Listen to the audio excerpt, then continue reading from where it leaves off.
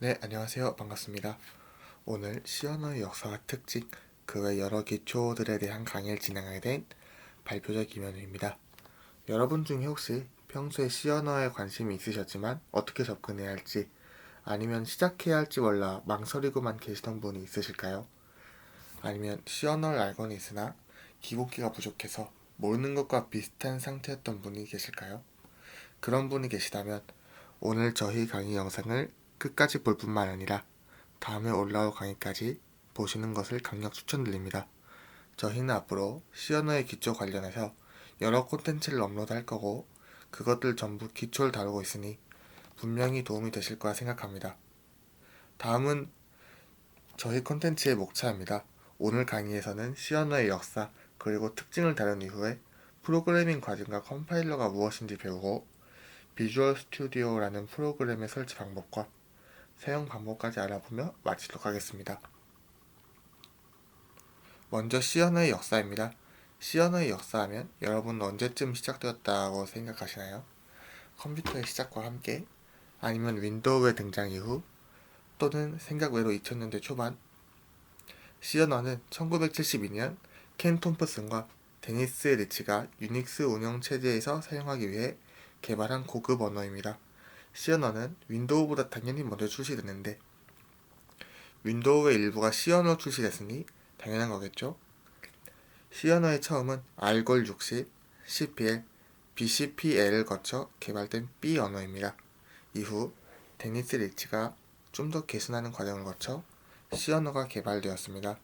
이후 C 언어는 C, C99, C11, C17의 순으로 발달하였습니다. 이제 짧게 역사를 다뤄보았으니 C 언어의 특징에 대해서 설명하도록 하겠습니다. C 언어의 가장 큰 장점을 꽂아보자면 다양한 하드웨어로서의 이식성이 뛰어나다는 점입니다. 이식성이란 특정 환경에서 동작하는 소프트웨어를 다른 환경으로 변경해서도 동작할 수 있게 해주는 능력을 이야기하는데, 이식성이 뛰어난 언어는 다른 환경으로 전환할 때 부분적인 부분만을 수정해도 쉽게 돌아간다는 장점이 있습니다. 또 절차 지향 프로그래밍 언어로 코드가 복잡하지 않고 유지보수가 용이하다는 점입니다. 코드가 복잡하지 않다는 것은 오류나 코드 수정이 쉽고 접근성이 좋다는 것이나 마찬가지입니다. 다음은 저급 언어의 특징을 갖고 있기 때문에 저급 언어인 어셈블리어 수준으로 하드웨어 제어가 가능하다는 점입니다.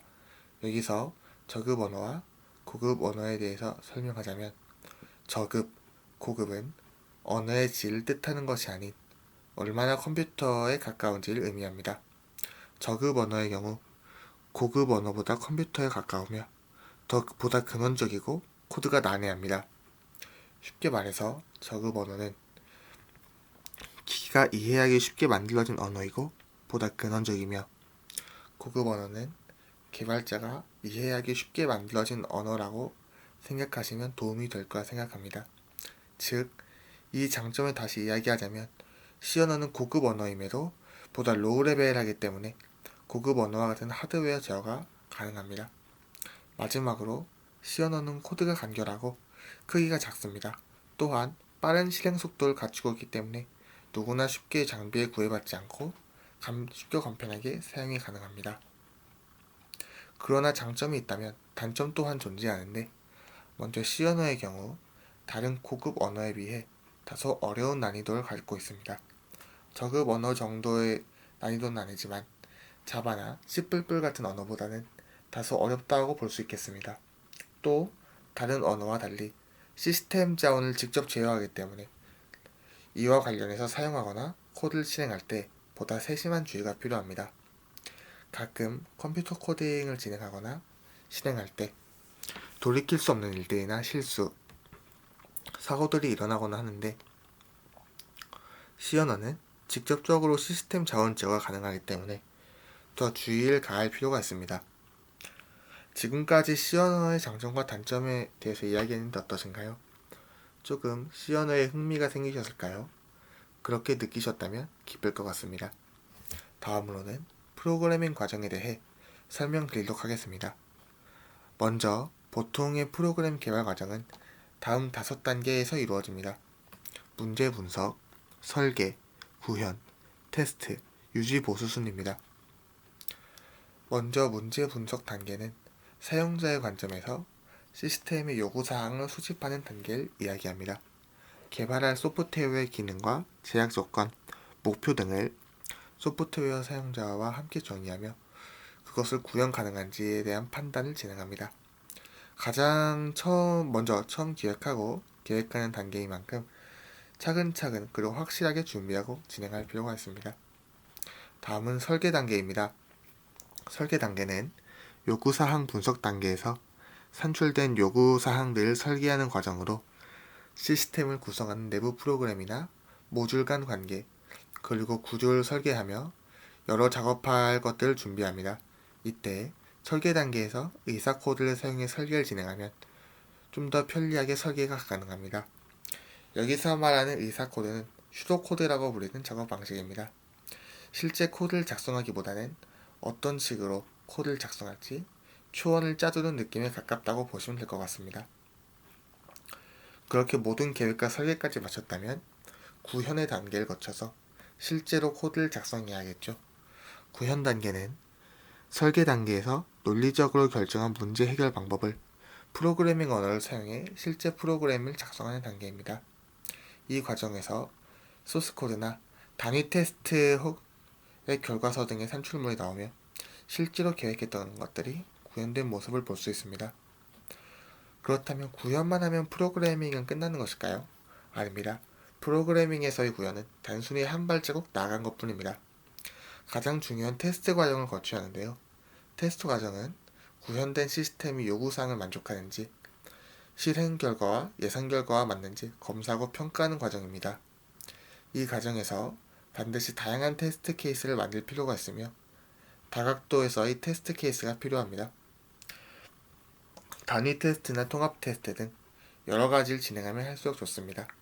테스트 계획을 짜고 그에 대한 통합 테스트 결과지를 작성하는 것은 성공적인 프로그래밍을 위한 선택이 아닌 필수라고 볼 수 있겠습니다. 마지막으로 개발이 완료되었다면 유지보수 단계에 들어가면 됩니다. 이는 개발 완료된 소프트웨어에 대해 오류가 발생하면 복구를 하고 시스템 디자인을 수정하면서 새로운 요구사항을 반영하는 단계입니다. 앞으로의 프로그램이 오랫동안 유지될 수 있도록 꼭 가져야 하는 단계이며 보다 더 퀄리티 높은 프로젝트를 위해서는 끊임없이 거쳐야 하는 단계입니다. 유지보수 단계까지 도달한 프로그램이 있다면 축하드립니다. 한 개의 프로그램을 성공적으로 개발하신 것입니다. 앞으로 유지보수에 힘쓰며 다시 새로운 단계를 밟아가면 되겠죠. 설명하기에는 거창해 보이지만 실제로 이 단계를 따라가다 보면 어렵지 않습니다. 프로그래밍 개발 과정, 그리고 노력과 꾸준함이 있다면 절대 어려운 과정이 아닙니다. 배운 과정을 통해 여러분들의 추후 성공적인 프로그램 개발 진행하실 수 있었으면 좋겠습니다.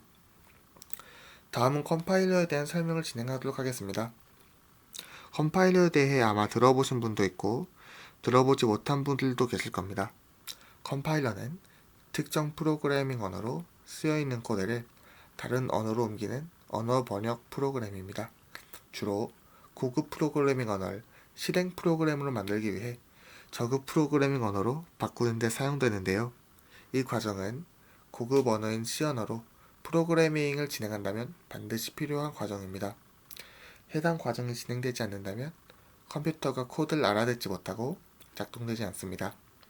따라서 C 언어 프로그래밍을 진행하신다면 컴파일러는 꼭 알아야 할 개념이며 진행해야 할 과정이라는 점 유의해 주시기 바랍니다. 그렇다면 이 컴파일러 과정은 어떻게 진행될까요? 컴파일러 과정을 진행하는 방법은 많은 방법이 있지만 저희는 비주얼 스튜디오라는 프로그램을 사용하도록 하겠습니다. 비주얼 스튜디오는 마이크로소프트사에서 개발한 통합 개발 환경인데요.